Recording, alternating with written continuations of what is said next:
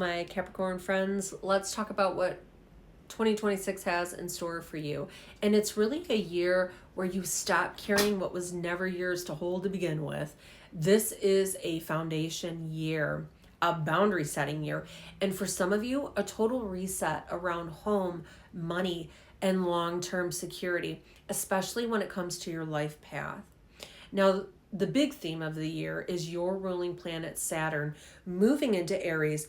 And so this is a once in a 30-year cycle for you. What does that mean exactly? Well, it means that your life is asking you to grow in a way that works for you, a new way, not by doing more, but by choosing what deserves your energy. Some of you will step into new responsibilities, other will finally step back before the burnout hits.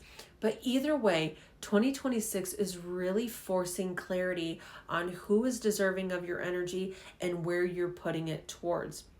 Now, in terms of money and career, early in 2026, it really lights up your money sector. You're getting really clear about what you're worth, what you're underpaid for, what's draining your resources, and mid-year really shifts your focus towards long-term financial security, not quick wins. This is about getting rid of debts, and you're really, really focused on it. Now, career-wise, visibility peaks, then it gets reevaluated later in the year. So if something no longer fits your future, you won't be able to ignore it, and you're really ready to make some major changes.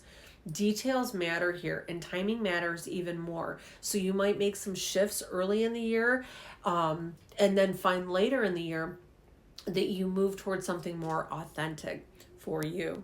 Now, in terms of home and family roots, the family system, home becomes a major focus in 2026 because this is where that ruling planet of your Saturn is moving in that 30-year cycle. So some Capricorns are building, some are relocating, some are redefining what home even means.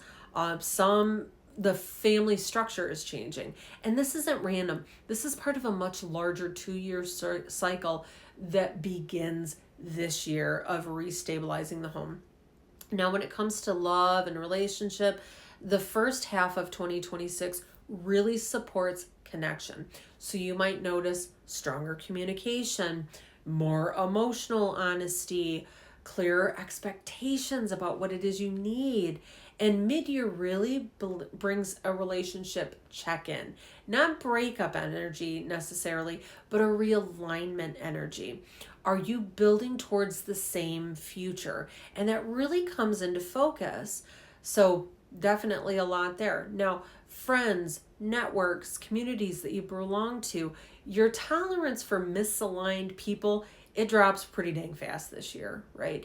And you're craving loyalty. You're looking for depth. You're looking for real connection. And you're looking for people that are growing on the same trend that you are. And at the same time, joy and creativity stabilize after a long period of unpredictability. But fun returns, so that's exciting. But it's intentional fun too, right? Like you actually want to do these things. Now,